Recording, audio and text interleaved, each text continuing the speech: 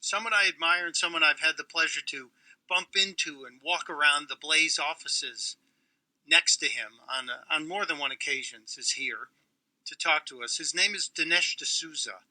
And Dinesh is someone who chose to be an American citizen. Now, that is something special. He is a gentleman who was born outside of this country in Mumbai. And in 1991, if I'm correct, he might correct me because he's been known to. Dinesh became a United States citizen. So I suspect if I asked him the questions that I'm frequently asking on Facebook, I like to ask strangers in Times Square the citizenship test. I know Dinesh would just ace it, so I'm not going to embarrass myself and sound dumb. But Dinesh has a new book coming out and a new film coming out. And because the topic of the day, the lead topic, is Hillary Clinton, I had to invite him on. Dinesh, welcome to WMAL, my friend. It's weird the places we run into each other. Yes, it is. Dallas, Texas, at the Beck Studio, and now over the airwaves. So glad to be on the show. It's very exciting. And now the book, which you sent me this morning, and I did leaf through a couple of chapters as I was barreling down 95 towards the studios here. The book Hillary's America, is this a companion to the movie? Yeah, the movie is, as movies are, a movie is more of an emotional experience. Now, a movie can contain ideas, but the primary effect of a film is to work on the emotions. And yet, our movie makes very powerful, startling claims about America, about Hillary, about the Democrats, about progressivism. The book is a kind of chapter and verse of all this. So the book lays out with a lot of footnotes and a lot of support arguments about giving a kind of new picture of American history, very different from the progressive propaganda that we find very often, not only in the media, but also in our textbooks. Well, can I correct you? Because you said the movie would be more emotional. I have to tell you, just getting through chapter 1 in the Hillary Enigma, I was getting very emotional. I was getting angry. I was sitting there going, he's right.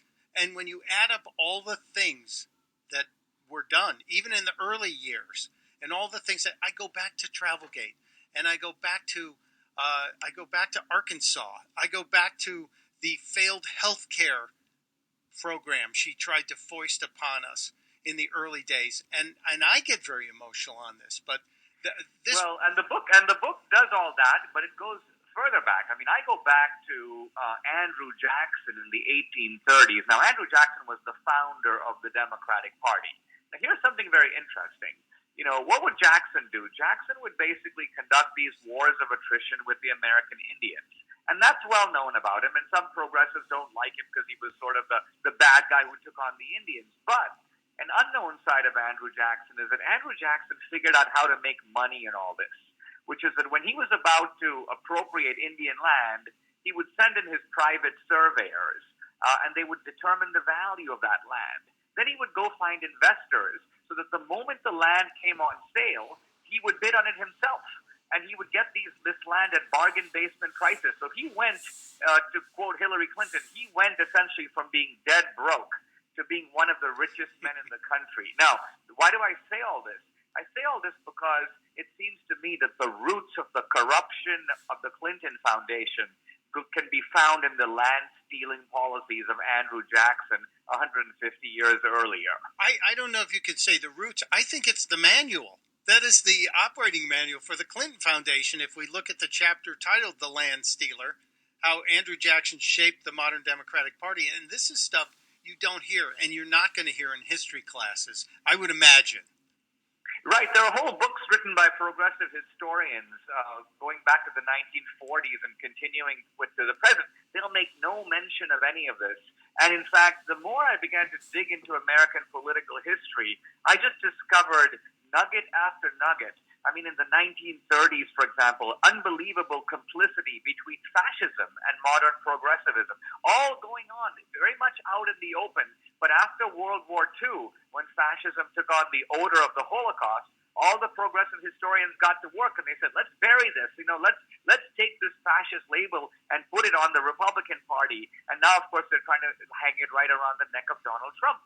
So the real history is a real antidote to progressive propaganda. And my book I think it's going to be a powerful weapon this year for conservatives who want to be well-equipped. And the book, while not out, or is it out today, can be ordered on Amazon, the usual places?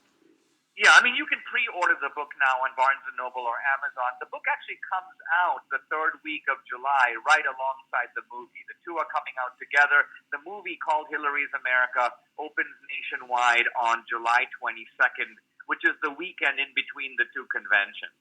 That's perfect. That's absolutely perfect, Dinesh. We're talking to Dinesh D'Souza, author, patriot, and I have a particular warm spot in my heart for people who chose to become Americans, as opposed to the rest of us who were fortunate enough, damn lucky enough to be born here.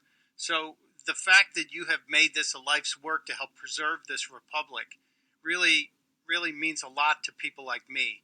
And I'm very happy to call you a colleague and somebody I will stand alongside in the fight here. Now, about the movie. I've seen some clips from the movie because I know you used the Oval Office from Glenn Beck Studios, so I got to see some of what you shot.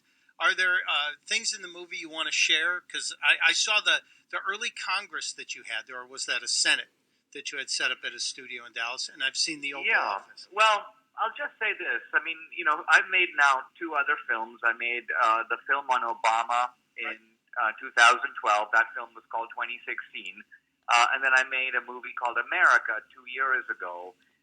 Both those films were documentaries, but this film is more of a docudrama. It's in a completely different league than the other two films, and it has much more the feel of a feature film, of, say, Spielberg's Lincoln, except underlying it is this sort of terrifyingly accurate narrative of Hillary Clinton sitting atop a progressive ideology in the Democratic Party that has been about a very sordid business for a century and a half.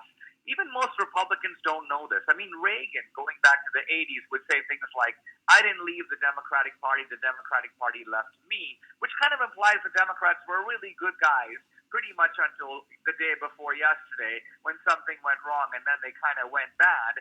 But you'll see from my book and from the movie that there's a completely untold story here.